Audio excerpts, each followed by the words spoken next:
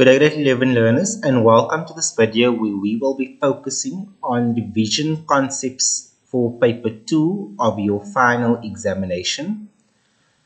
This video will start with the first topic that you should be studying for your paper 2 of your final exam, namely biodiversity and the classification of microorganisms. If we look at the 4 important concepts that you need to focus on when you are studying this topic, firstly, ensure that you are able to understand basic terms that we learned about in this topic, namely things like antibiotic, autotroph, heterotroph, saprophyte, vaccine, pathogens, prokaryote, eukaryote, biotechnology, and immunity. These are some basic terms that we have touched on in the topic. Please make sure you are able to define these terms, or you are able to see the definition of the term and know what the actual term is going to be. There were 4 types of microorganisms that we studied in this topic, namely viruses, bacteria, protists, and fungi. You need to be able to know the general characteristics of each of these microorganisms. You also need to be able to draw and label the structure of a virus, of a typical bacterium, of a protist, and the type of protist that you would most likely need to draw is going to be that of a amoeba species. Lastly, fungi, the type of drawing that you will normally be drawing for fungi will be that of bread mold, also referred to as Rhizopus species. We also ended off this topic by speaking about immunity. We spoke about the different types of immunity, either natural immunity or acquired immunity. We spoke about actively acquired immunity and passively acquired immunity. Know exactly what the differences between these terms are, as immunity is also going to be tested in your paper 2 as well. So the first question that we'll look at is question 2.3. Amahle conducted an investigation to determine how different treatments affect the amount of fungi that grows on bread. To determine how different treatments affect the amount of fungi that grows on bread, without any doubt, that is the aim of the investigation. So I underline or highlight that entire sentence and I write that that is going to be the aim.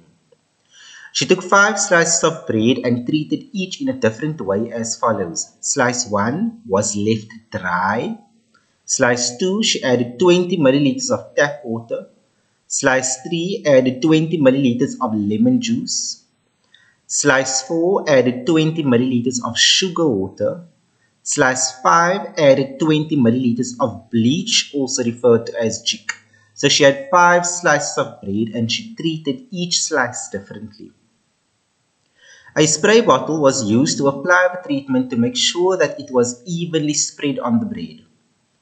Each slice was placed in a Ziploc bag and kept in a cupboard for 1 week. After 1 week, the bread was removed from the Ziploc bags and she observed the growth of the fungi. She calculated the percentage area of the bread covered by fungi. The results are shown in the graph below. So this is exactly what the graph looked like after she experienced the results of her investigation. Firstly, the treatment on bread. These are the different types of treatments that she had. A dry bread, a tap water, lemon juice, sugar water, and bleach. And each treatment obviously represents the different slices of bread that she had, because she had 5 slices of bread. Then on the y-axis, a dependent variable was the percentage area covered by fungi. It was given as a percentage, and then she plotted this graph as a bar graph. The first question, question 2.3.1, states why did Amahle put the bags in the cupboard for 2 marks? Why did she put the bags in the cupboard? So the bags that she had, she placed it inside the cupboard. What was the reason for placing the bags inside the cupboard? So fungi grows best in dark and warm places. So optimum conditions to allow fungi to grow. Fungi generally needs warm temperatures to grow, and it's also going to grow best if it's experiencing a very dark environment, an environment that has little light. Second question, 2.3.2, we are naming the independent variable in the investigation for 1 mark. Remember, If you are naming an independent or dependent variable, you are taking it from your aim of the investigation. The aim is to determine how different treatments affect the amount of fungi that grows on breads. Between these two variables given, the different treatments is the variable that you are changing. Therefore, the independent variable is going to be the treatment on the bread because you have different treatments on the slices of bread. 2.3.3 says explain why the dry bread was included in the experiment for 1 mark. So slice 1 was left dry. Why do you think it's important to still include a dry slice of bread in addition to all these different treatments that you have? Because if slice 1 was left dry, there is no treatment on it. So what is that going to serve as? It's going to serve as a control, to have something to compare your results of your investigation with. Next question, 2.3.4 says state one way a marker can improve the reliability of an investigation. You'd have remembered earlier on in the year when your teacher would have gone through the concept of scientific investigations. They would have spoken about certain things that you can do to improve or increase your reliability, as well as certain things that you can do to ensure validity. So if you want to improve reliability and you want to increase your reliability, there are a number of things that you could possibly do. You could repeat the investigation. You could also increase the sample size. You could also calculate an average of your readings. You could select a random sample. You could increase the time period of your investigation. There are a number of things that you could have said. The question only asks for one way. You would simply state one way. The most easiest one could have been repeat the investigation. 2.3.5 says explain why fungi grows best on bread sprinkled with sugar water for 1 mark. So in slice 4, you see that slice 4 adds sugar water added to it. You now need to say why is fungi going to grow best when it is placed in when the bread is placed in sugar water. So firstly, sugar provides energy for fungi, allowing it to grow faster. So in sugar, you are generally going to have energy, and that energy is going to be provided to fungi, and it's going to allow the fungi to start growing.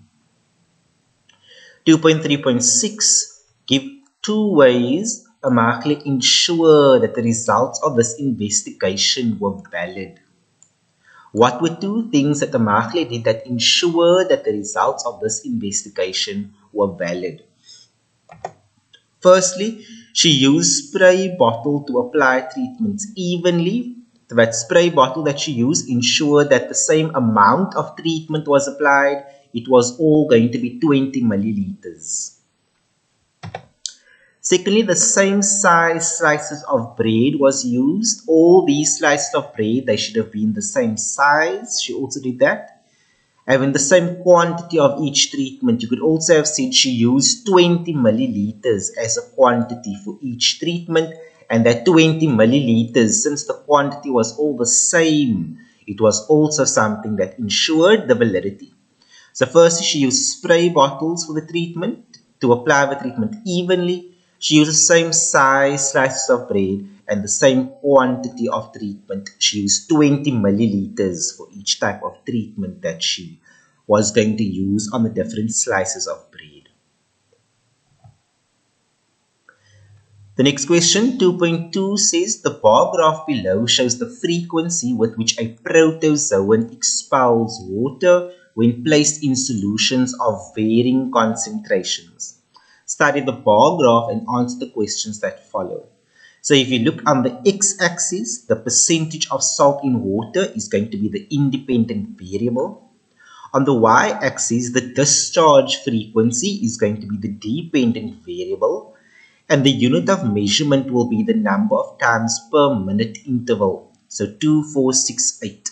And as you can see, the bars are simply illustrating the graph. The first question, 2.2.1, says you're going to use the information in the graph to state the relationship between the rate of discharge and the concentration of salt in the water. Use the information in the graph to state the relationship between the rate of discharge and the concentration of salt in the water for 2 marks. So here you're going to have your discharge frequency, and here you're going to have your percentage of salt in the water. You're describing the relationship between this.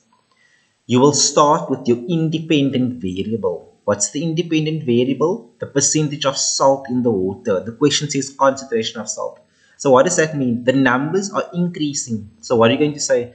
As your concentration of salt in the water is increasing, what is actually happening to the rate of discharge? You see the bars are going down, and because the bars are going down, it means that when your concentration of salt in the water is increasing, then the rate of discharge in the water is decreasing because the numbers are going down. Therefore, for 2.2.1, as the concentration of salt in the water increases, the rate of discharge of the water decreases because the bars are going down.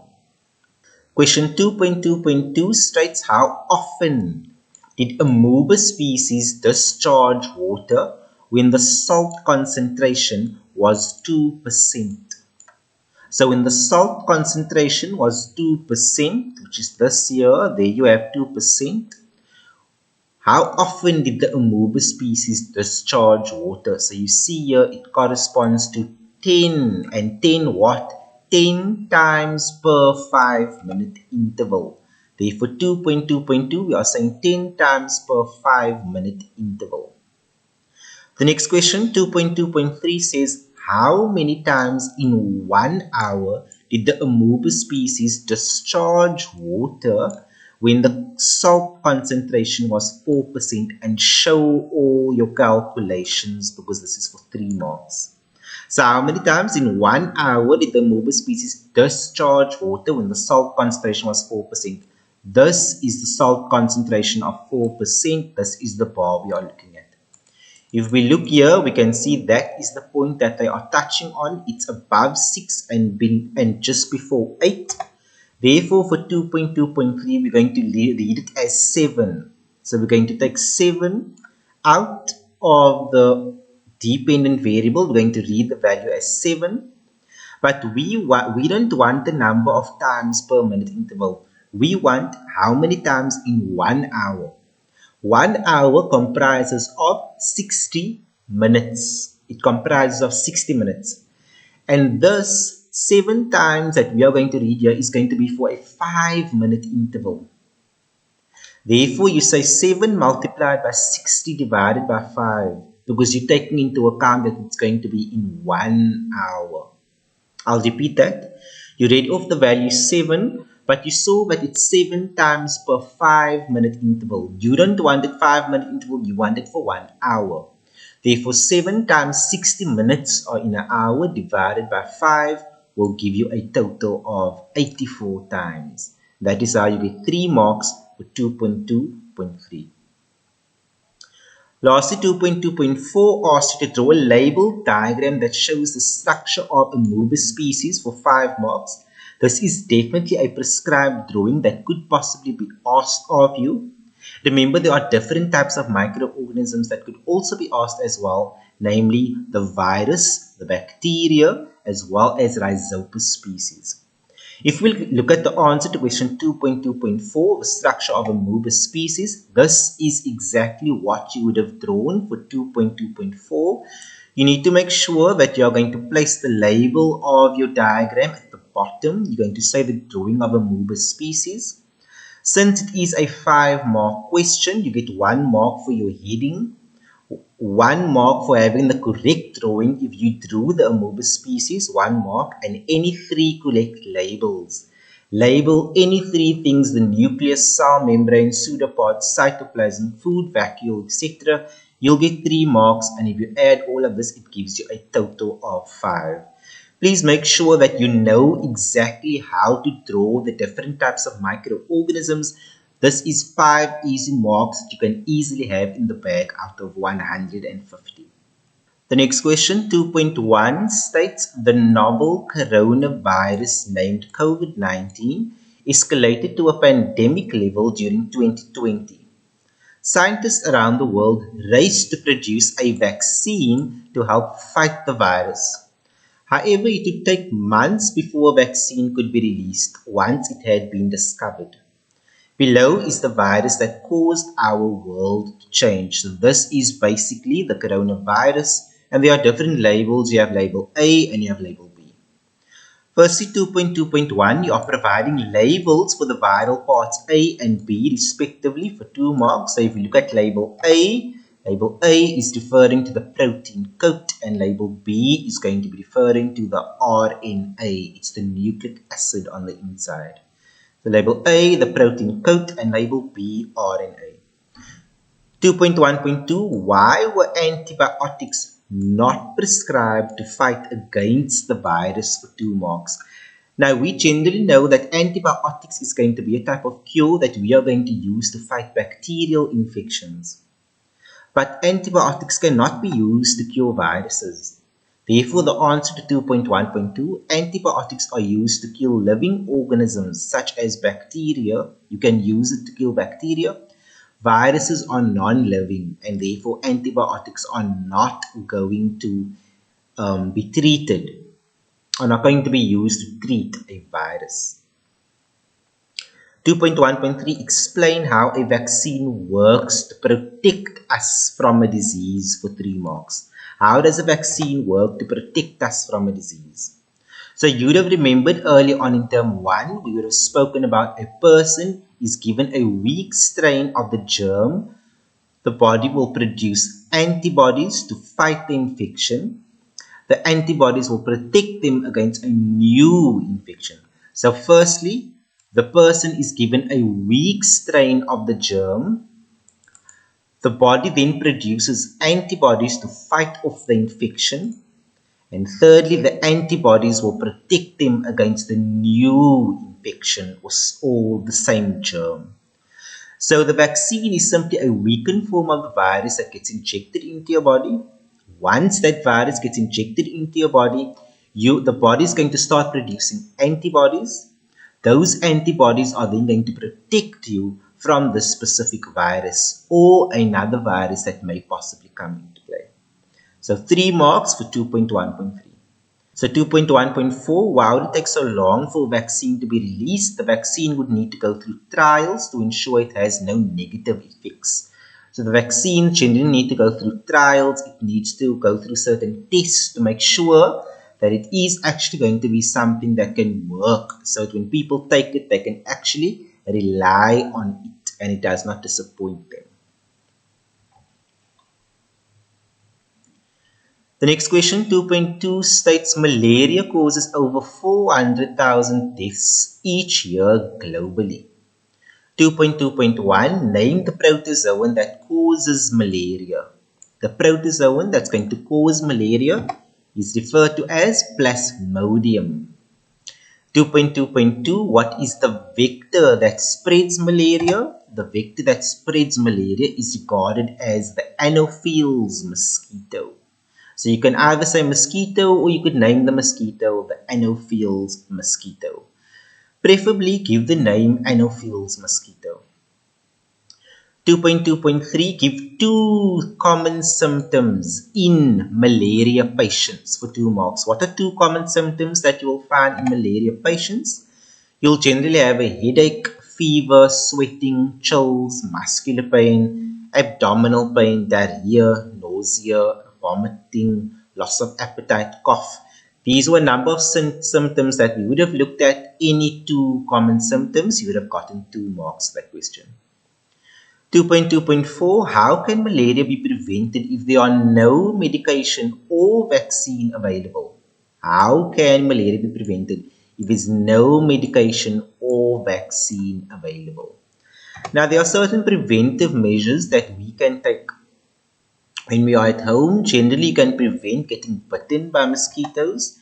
You can get rid of mosquitoes, and some of the things that we could do, we can sleep with long sleeve clothing. We can sleep under a mosquito net. We can spray insect repellent. These are basic preventive measures that could also take place, that we can install when we are at home. That brings us to the end of this section where we revise the first topic that you will be studying for paper 2 of your Life Sciences grade 11 final exam. We revised biodiversity and the classification of microorganisms using questions from a section B of your grade 11 past exam question papers. The next video will focus on biodiversity in plants as well as reproduction. Thank you very much for taking your time to watch this video. I hope to have you all join me in the next video, which will be based on biodiversity of plants as well as reproduction.